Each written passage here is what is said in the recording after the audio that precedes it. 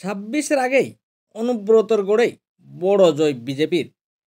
খাতাই খুলতে পারল না রাজ্যের শাসক দল তৃণমূল কংগ্রেস। রাজ্যে বিধানসভা নির্বাচন আর কয়েক মাস বাকি, আর তার আগেই কেষ্টগড় বীরভূমে বিজেপির জয় জয়কার। একটা আসনও পেল না তৃণমূল কংগ্রেস। খালি হাতেই ফিরতে হলো তৃণমূলকে। অবশেষে ভোট কেটেও তৃণমূলকে জেতাতে পারল না বামেরা। বীরভূমের মৌরেশ্বরে ২ নম্বর ব্লকের ইটাহাট কৃষি সমবায় সমিতির ৯টি আসনের সবকটিতেই জয়লাভ করেছেন বিজেপি।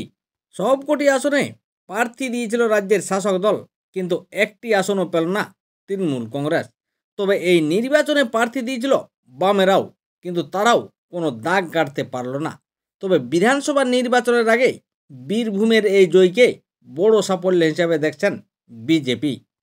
তবে বীরভূমের এই নির্বাচনে শাসক দল হারের পর রাজ্য রাজনীতিতে নতুন করে চর্চা শুরু হয়েছে। প্রশ্ন উঠতে শুরু করেছে কোর কমিটির সদস্যের ভূমিকা নিয়ে।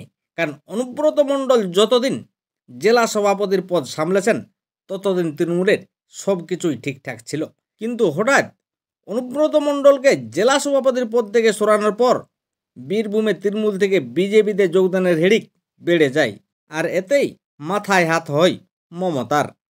২১-এর নির্বাচনে বীরভূমে ১১টি আসনের মধ্যে ১০টি আসন পেয়েছিল তৃণমূল কংগ্রেস এবং একটি আসনে জিতেছিল বিজেপি। তাছাড়া লোকসভা নির্বাচনে এই জেলার ২টি আসনেই জিতেছিল তৃণমূল কংগ্রেস। তবে বর্তমানে যেভাবে শাসক দল ছেড়ে বিজেপিতে যোগদান করছেন, ফলে ২৬-এর বিধানসভা নির্বাচনে ফল কী হবে তা নিয়ে এখন থেকেই কিন্তু শুরু হয়েছে জল্পনা।